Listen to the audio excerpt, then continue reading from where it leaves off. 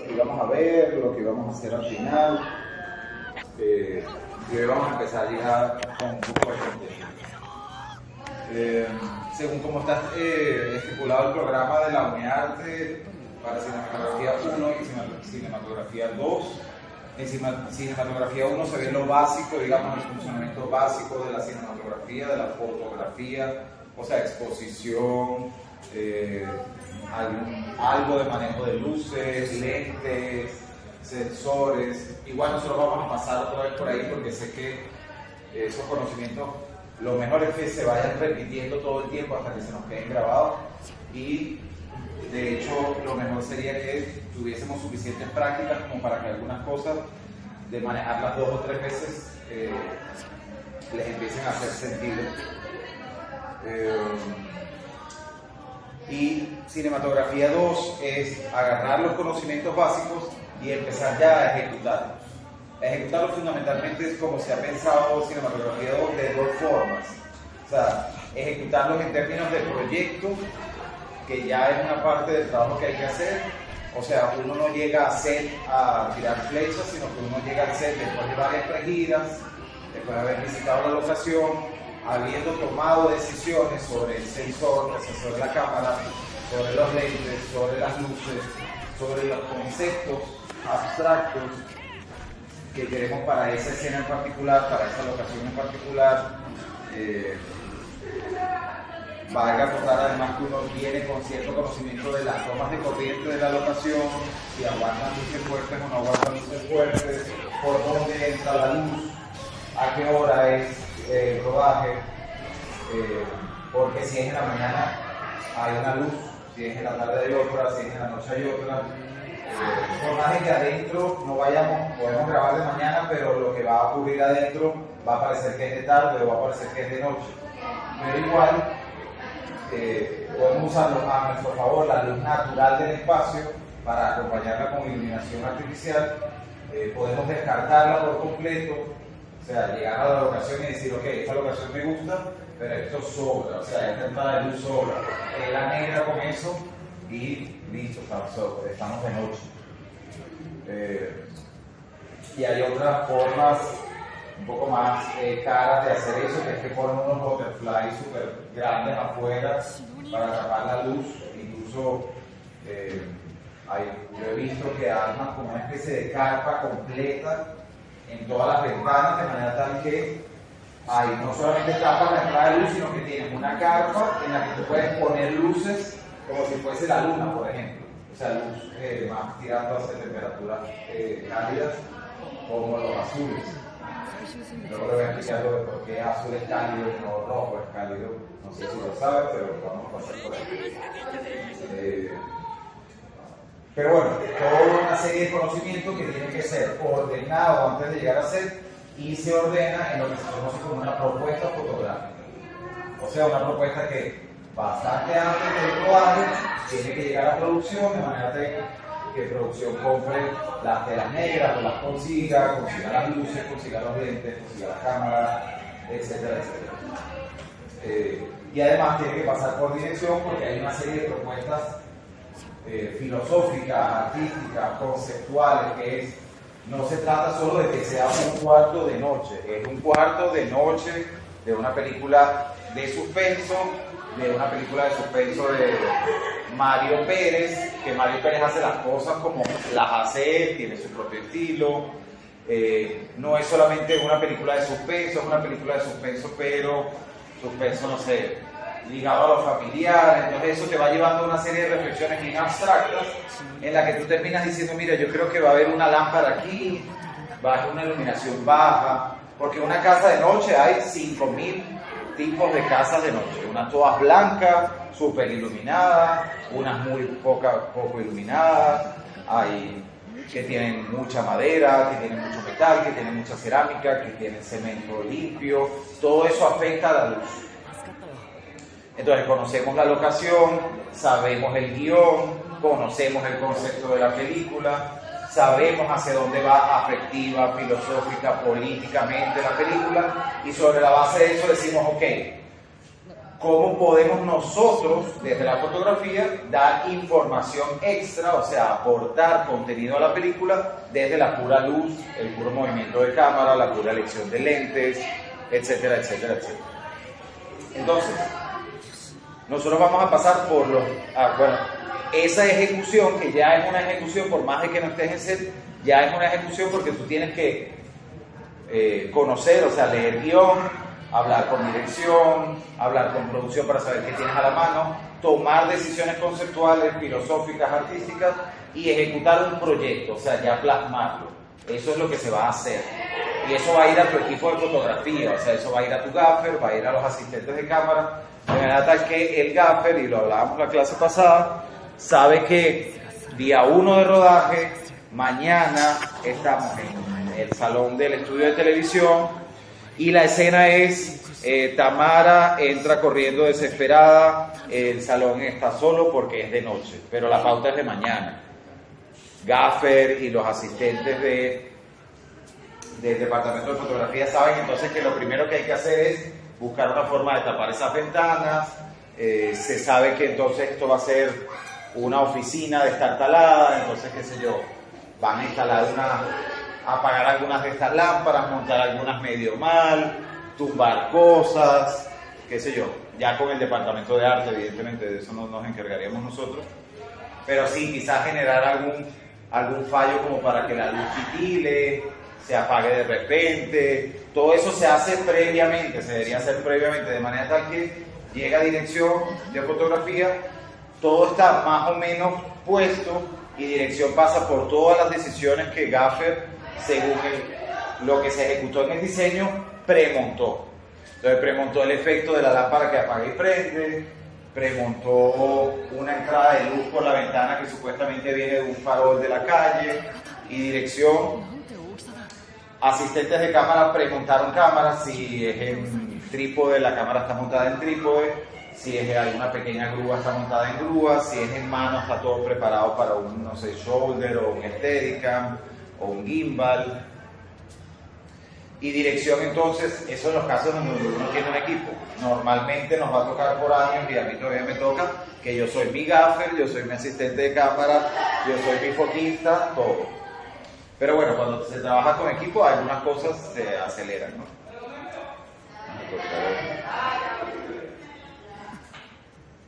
¿Cuál es la intención de esta clase? Que nosotros vamos a tener 3 evaluaciones. Una práctica teórica, donde seguramente hablaremos de algunos filmes, escogeremos filmes, los analizaremos, haremos un ejercicio probablemente de análisis fotográfico de eso que escojamos, de esa película, más una ejecución probablemente en foto, probablemente una sola foto sea la primera evaluación. O sea, se hace un análisis de qué es lo que se propone fotográficamente en la película, la serie, el video musical escogido por ustedes, y ustedes intentan hacer una ejecución propia, personal, según su estilo, pero siguiendo como los patrones que siguieron en la película que ustedes escogieron. No reproduciéndola, sino tomándola como inspiración. ¿Sí? O sea, pongamos que ustedes cogen, no sé, el video de Motomami de Rosalía.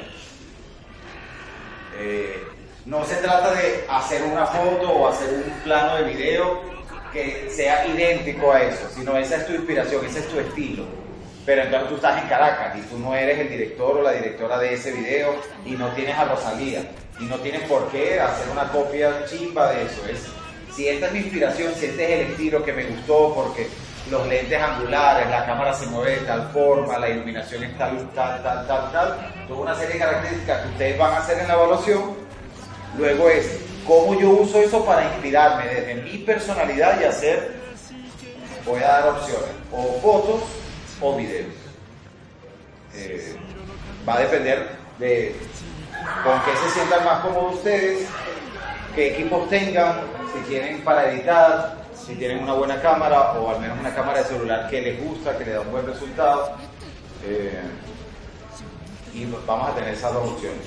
La segunda evaluación, ya habíamos hablado de que la última evaluación va a ser en este espacio. Vamos a montar varios sets muy sencillos, o sea, agarraremos una de estas mesas o traeremos una y haremos que esto sea un comedor. Entonces, bueno, alguien que se encargue de ayudar buscando un mantel, unos platos, los traemos desde la casa, lo que sea.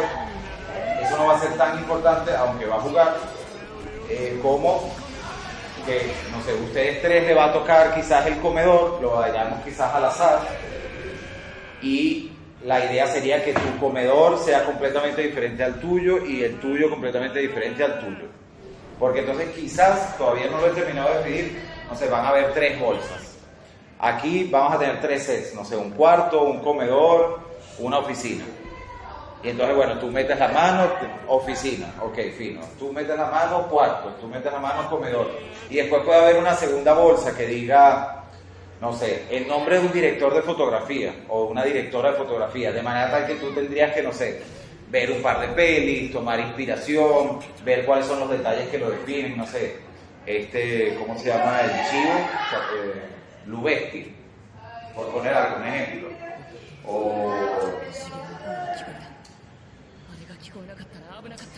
ahora se me olvidan los nombres. Pero bueno, Lubeski tiene ciertas cualidades, usa grandes angulares, cámara siempre en mano, tomar ejemplos, o sea, para volver a repetir lo de la primera evaluación, o sea, agarrar a alguien, inspirarse de alguien, que no es copiarse, sino inspirarse, entender parte del estilo e intentar inspirarse con él para hablar desde ustedes mismos. Y una tercera habíamos dicho que puede ser un género. Entonces quizás tú tienes el mismo exacto comedor, pero tu película es de terror, tú eres suspenso y tú eres comedia, por poner algo. Entonces, ahí ustedes, no se trata solamente de que ustedes digan, eso no se parece a comedia, está raspada, no, sino que nosotros nos pongamos a analizar que no es que sea así, no es que sea una realidad, es que la comedia tiene ya como una historia, una tradición, que uno puede romper, y uno perfectamente, y de hecho se ha hecho, y de hecho son muy interesantes. Tú agarras una película de comedia, pero le pones una fotografía de terror, y funciona, o sea, agarras la risa y la multiplicas por 2 porque nada te hace mucho sentido. Eso me estaba causando ruido, eso de que está explicando ahorita. Pero yo dije, ajá, y creo que es mejor el género y después buscar al director, pero ahora me está diciendo que se puede jugar con eso.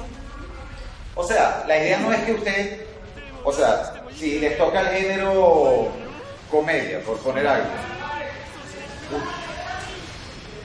ustedes, una cosa fundamental que yo les dije en la clase pasada, aquí lo más importante de la clase son ustedes, o sea, el estilo, los objetivos, la visión artística de ustedes, o sea, todo lo que yo diga les debería servir de información para ustedes decir, ¿cómo me aprovecho yo de esto para mí?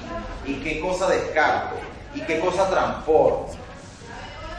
¿Y qué cosa digo? Esto que el profesor dice que es de terror, a mí no me parece que sea de terror, a mí me parece que es solamente un tipo de fotografía de este estilo que aplica a muchísimos géneros y que de hecho lo veremos, y es mi interés que ustedes vean que no hay un plano exclusivo del género de la ciencia ficción o del terror o de vaqueros. Hay tradiciones que uno puede seguir y es una apuesta más segura, o tradiciones que uno puede romper y es una apuesta un poco más atrevida, pero quizás más honesta con lo que ustedes son. Entonces, bueno, vamos a hacer el segundo ejercicio, la segunda evaluación, la propuesta de qué es lo que van a hacer en base a lo que les salió en las bolsas, o sea, van a escribir, van a hacer conceptos, van a justificarlo. Si les salió, no sé, Roger Dickens, entonces van a quizás seleccionar algún par de citas de él, buscar, no sé, si Roger Dickens es famoso o Lubeski es famoso por el uso de la cámara de gran angular, y ustedes tienen un gran angular y lo van a usar, o yo se los puedo prestar.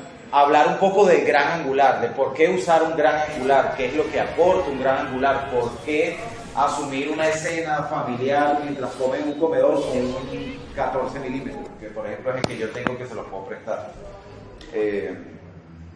Porque muy probablemente, como yo quiero que esos ejercicios queden lo mejor posible, entonces los vamos a grabar aquí, probablemente con mi cámara, o probablemente yo pida otra cámara, o probablemente usemos la cámara nueva del departamento que no sea ni sacado de la cámara.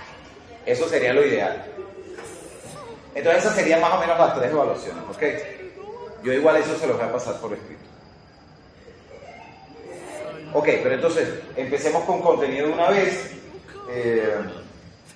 Esta clase muchas veces se mueve entre lo técnico, lo teórico, lo científico, pero también lo artístico y lo abstracto. Entonces yo quería empezar por hacerlos partícipes y tocar un tema que es fundamental, porque a partir de cómo nos respondemos esa pregunta, empezaremos a descubrir qué es lo que quizás podemos nosotros proponer como artistas, ¿no? Entonces, yo les preguntaría, ¿qué es una imagen para ustedes? No hay respuestas incorrectas. ¿Qué es para ustedes una imagen? Okay. Voy a ir poniendo aquí algunas palabras clave que ustedes van a decir. Información, ¿en qué sentido? ¿Ah? Ok. Signos. Ok. Una composición, o sea, un conjunto de cosas, un conjunto de elementos. Composición. Ajá. Formas.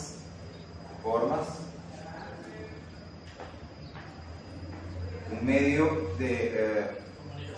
ok. Aparte del signo, tiene también símbolos. Ajá. ¿Cuál es la diferencia entre un signo y un símbolo?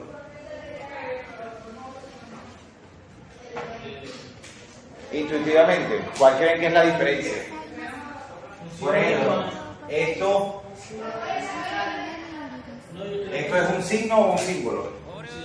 Un símbolo. Sí, exacto, entendimiento con la imagen y un signo es un símbolo es un signo que ha ganado mucha historia y que se ha constituido en sí mismo casi como un contenido, digamos, ya, porque tú puedes tener un signo, tú puedes tener el humo. El humo es un signo del fuego. Pero puede ser, pero no tiene ningún contenido como tal. Porque puede ser, no necesariamente es peligro, no necesariamente es fuego, porque puede venir de vapor de agua. No necesariamente alguien está sufriendo. O sea, el humo como signo no tiene contenido, solo refiere a otra cosa. ¿No? O sea, un signo es vuelta a la derecha. Eso es un signo, o sea, es un elemento significante. Ustedes no sé si se acuerdan de bachillerato, las palabras estaban divididas. Tenían como dos realidades, como las dos caras de una moneda, lo que se le llama el significante. ¿Y cuál es la otra, los que se acuerden? El significado. El significante es la parte material de la palabra, es perro, P-E-R-R-O. Pero no hay nada en perro que ontológicamente esté vinculado al animal de 4 patas, peludo, mejor amigo del hombre. No hay nada, o sea, es pura convención. O sea, en otra cultura, en otro futuro posible, perro podría ser, como decimos, nave espacial. Y nos sería súper lógico, y ya nuestra cabeza tendría, cada vez que tú escuchas la palabra perro, te imaginarías una nave circular, lucecita. como pasa con los diferentes tipos de idiomas de un mismo, o sea, del idioma. Claro. Hay gente que en un país se dice de una manera, pero esa palabra en otro país se dice. Exacto, porque no hay ningún vínculo real entre la palabra perro y el ser perro. El significante es la parte concreta del signo, la palabra, su sonido además, y el significado, el objeto o el sujeto o el sentido al que está vinculado por pura convención. O sea, la idea que nos produce esa palabra. Entonces, bueno, es bastante sencillo. La diferencia entre signo y símbolo es que el signo no tiene un contenido en sí mismo, sino que refiere a otra cosa. Y el símbolo es ya un contenido en sí mismo. La paloma de la paz es un símbolo. El simbolito de la paz también, ¿qué más? Una calavera con dos tibias y peroné, pirata, qué sé yo, ya eso tiene un contenido. Empezó quizás siendo un signo, porque en algún momento alguien vio la calavera en una bandera negra y era sencillamente un signo. Cuando el signo cada vez se hace más usual, que te refiera a esa cosa, empieza él a hacer la cosa, ¿no? Entonces ya no te está convocando el símbolo de la paz, no te convoca a otra cosa. Él se queda con el significado paz. Es como que se integrara al signo, y cuando se integra se hace símbolo, ¿sí? Entonces ciertamente en una imagen hay signos y hay símbolos también.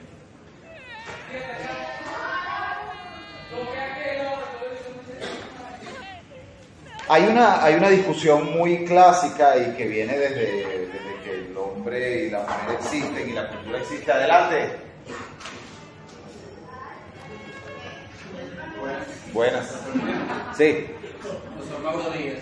¿Cómo estás, Mauro? ¿Cómo le va? Bien, ¿a ti? Para el laboratorio. ¿Para qué? El laboratorio. ¿Cuál laboratorio? Sí, que estoy usando Ah, el de montaje. Tienes que decirle... Oye, a Rubén, que tienes que abrir eso. acaban de decir, me dice, no.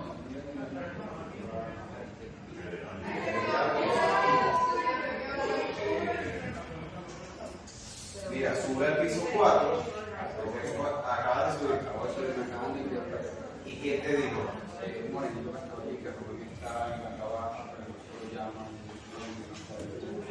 No, es que debe estar, porque este es el laboratorio, este es el laboratorio del mundo Araya. Es lo que se está confundiendo, porque aquí es el laboratorio del montaje. Entonces seguro se confundió porque él habrá dicho, no, el laboratorio del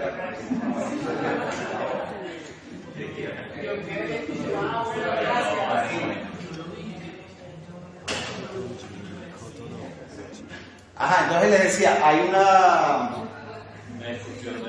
discusión como tan antigua como la cultura misma, que es si la imagen es como un espejo de la realidad, si es lo que se llama una representación. O sea, si cada vez que yo tomo una foto, estoy representando la realidad, es como diciendo, intentar ser lo más exacto posible con la realidad, ¿no? Cada vez que yo tomo una foto, y ahí está la gran pregunta, y donde la filosofía muchas veces se parte en dos, y hay unos que se van para un lado y otros que se van para otro. Unos que se van para un lado dicen, toda imagen, un poema, una novela, un cuento de ficción, una serie de televisión, un video musical, lo que son es representaciones de la realidad. O sea, la realidad es el signo, es el contenido, y todo lo demás son signos que valen en tanto que señalan a la realidad, ¿no? Y lo que esta gente habla un poco de que la imagen es un espejo, ¿no? El espejo es una de las formas más exactas posibles de reproducir algo, excepto el hecho de que lo voltea, ¿no? Que ya lo transforma, pero el espejo es como la imagen más cercana a la exactitud de la reproducción de algo. Y los que se plantean, los que se van en la otra dirección, dicen focus, o sea, la realidad es la realidad y esto es otra cosa. O sea, esto es otra realidad. O sea, yo tengo la realidad en la que yo vivo, concreta y material, y la realidad con la que yo también vivo, que es concreta y material, que son las producciones artísticas, los afectos, lo que sea, el pensamiento, las ideas. Entonces dicen, la imagen no depende de la realidad, sino que la imagen dialoga con la realidad física y concreta, pero también dialoga con el mundo de las ideas, dialoga con la historia, dialoga con mis pretensiones políticas, dialoga con mi arrechera, con mi frustración, con mi amor, con lo que sea, y lo que es que está la realidad,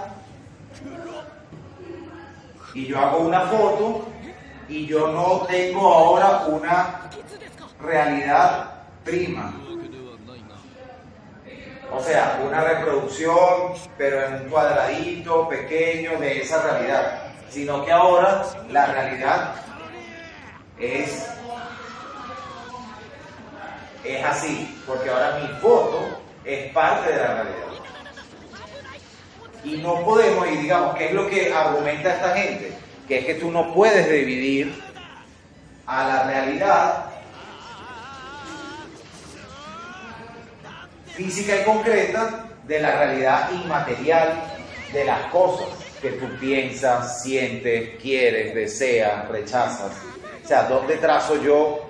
O sea, vamos a intentar imponer la idea de que esto es concreto, pero mis ganas de estar aquí como no se puede tocar no existen. Y esto entonces es más real que, no sé, mi deseo de ser profesor, su deseo de aprender fotografía. ¿Por qué? Porque no lo podemos tocar. Entonces lo que dice esta gente es, cada vez que yo hago una foto, hago una película, hago un poema, narro un cuento, yo no estoy reproduciendo la realidad, sino lo que estoy es agregando cosas. Y la realidad ahora es la suma de cuentos, relatos, poesías, películas. Porque cuando tú te encuentras con la realidad, realmente te encuentras desde un afecto y desde un lugar a donde te ha llevado películas, donde te ha llevado relaciones amorosas, familiares, poemas, música, ¿no? Entonces,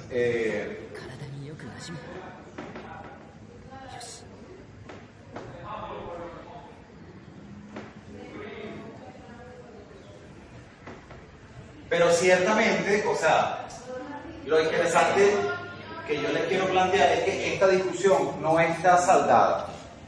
No es que esta es la versión antigua, donde la imagen estaba vinculada a la realidad, y ahora entonces vivimos en esta otra y esta se descartó. Esa discusión no termina y no pareciera que vaya a terminar nunca. Entonces la verdad es que estemos ubicados en el lugar donde estemos ubicados, va a haber gente que va a leer lo que nosotros hacemos desde la otra orilla. ¿Sí? Entonces las dos lecturas siempre van a estar. La realidad como una cosa sólida a la que le vamos haciendo espejitos y reproducciones, y la realidad como una cosa maleable que todos participamos en ella. Todas las producciones artísticas participan en ellas, la ingeniería participa en ella, los conflictos sociales participan en ella. No es sólida y concreta, es sólida y concreta y móvil, dinámica, activa,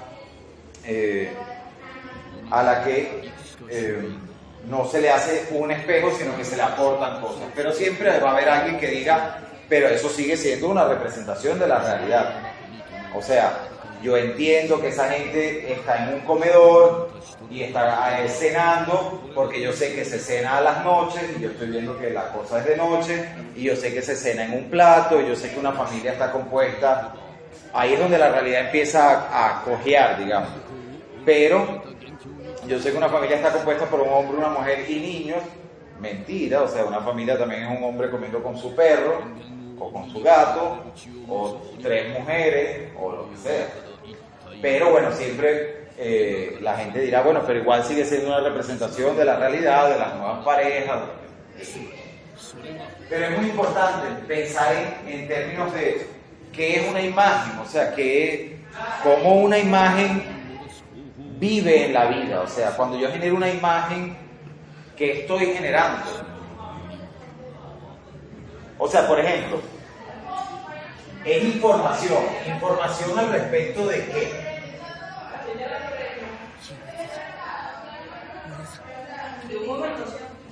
De un momento, claro que pasó, pero, O sea, si hablamos, por ejemplo, de fotografía, fue un microsegundo de algo que ocurrió. Había una gente en la calle caminando de esa forma mientras llovía.